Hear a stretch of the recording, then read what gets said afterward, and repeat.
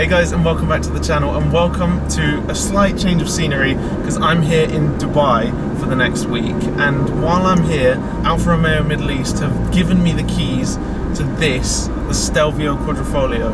I'm sure that you've seen all the videos online. This isn't a new car, but it's new to me, so I wanted to document the experience of my first time driving in Dubai and also driving one of the world's fastest sports utility vehicles.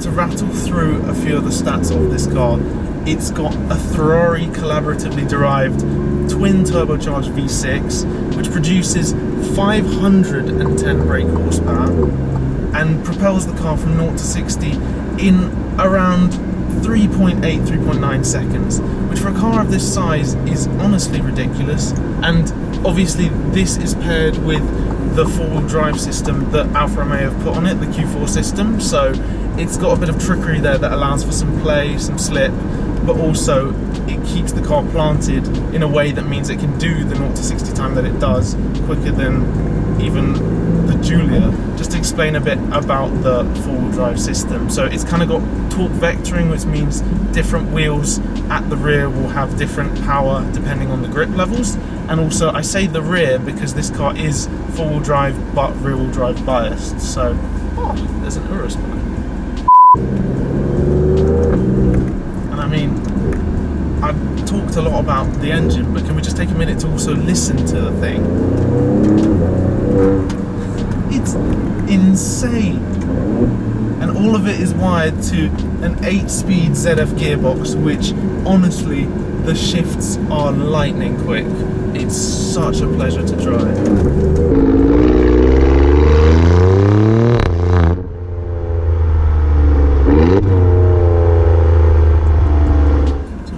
This car, just to point out, when you're done being a massive idiot, you just flick it into normal mode, out of manual, and then you just cruise. The valve shut off, and you literally don't have to worry about anything. It's just a very comfortable, nice, carbon-filled place to be. I feel like it's becoming way more common nowadays that cars just seem to have split personalities because everyone kind of needs it. You want to be able to use it in the city like this, and you also want to be able to take it on a country road and just drive as much as you want without getting bored of the car's performance. So again, fits into the market. Very good to have a split personality that allows it to do both the school run and the school run on crack.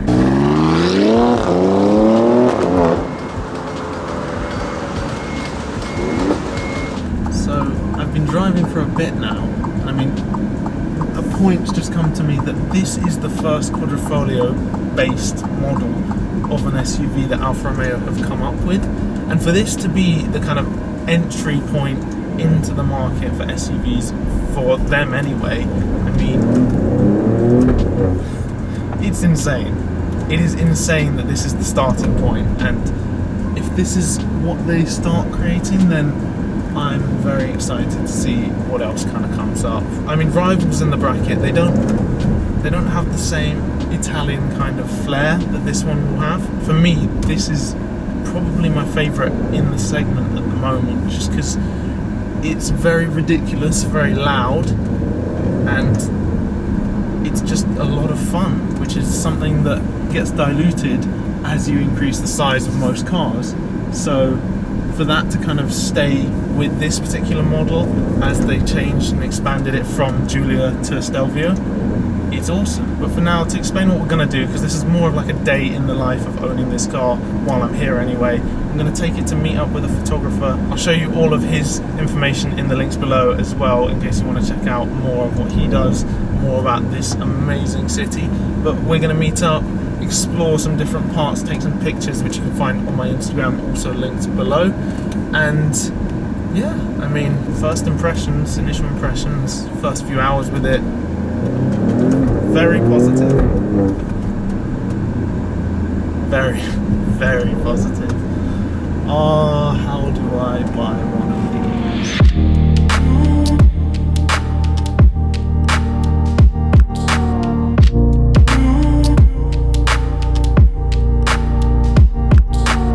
So this is probably all of the off-road capabilities I'm going to be testing of the Stelvio Quadrifoglio, and straight back onto normal roads.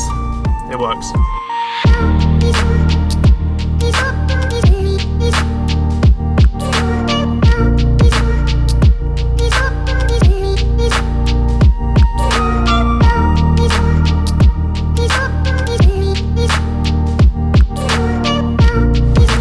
So the car, this is the Stelvio Quadrifoglio that I've been driving for the last few days. It is finished in this beautiful kind of pearlescent red.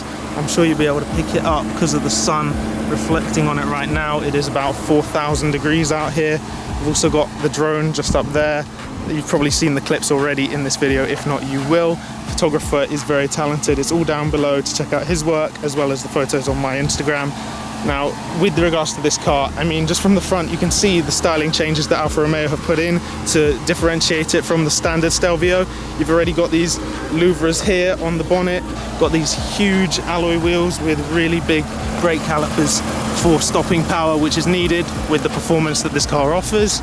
You've got the four-leaf clover, of course, Quadrifoglio translating to exactly that, embedded on the side of the car, and then around the back, parked kind of in a sand dune. The 4 exhaust pipes, which really do set it apart from the standard Stelvio.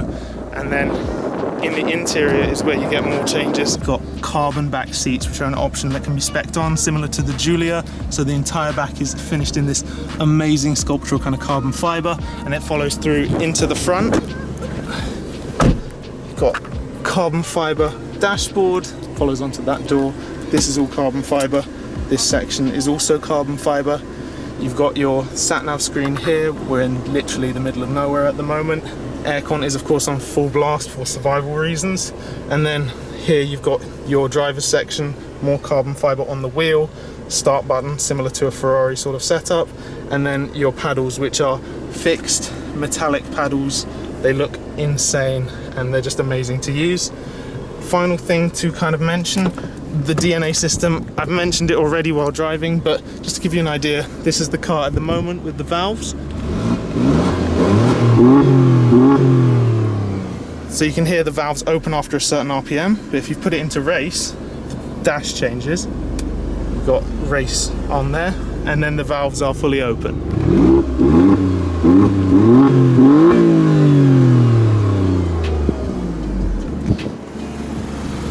Now, plan of action is to go from here to another location. We're going to continue all the cinematography, all of that, and just enjoying the general experience with this car. Maybe even stretch his legs a little bit more on the way there, just because the roads are a little more open. As you can imagine, there's nothing really around here. The car scene is quite cool though, because you get these random cars coming up to do exactly what we're doing. Kind of fast and furious looking 350Z over there. Literally a mix of cars. But yeah, plan of action, take this to the final location and see the sunset over the Dubai skyline.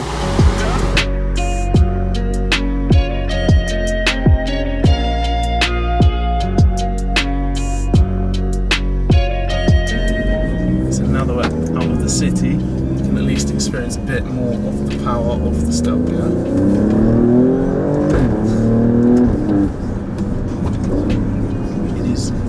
So quick right from here.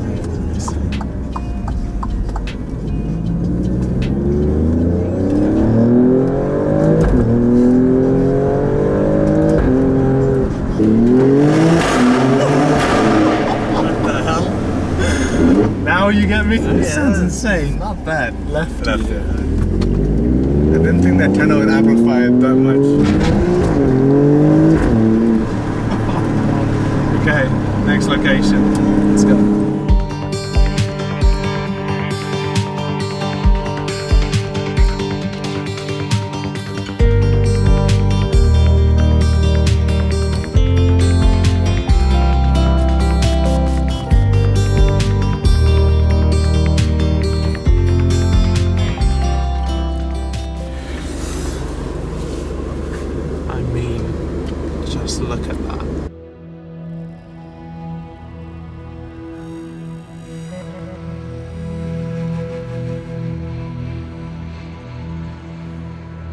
So I mean, there's views, and then there's what Dubai has to offer with their scenery.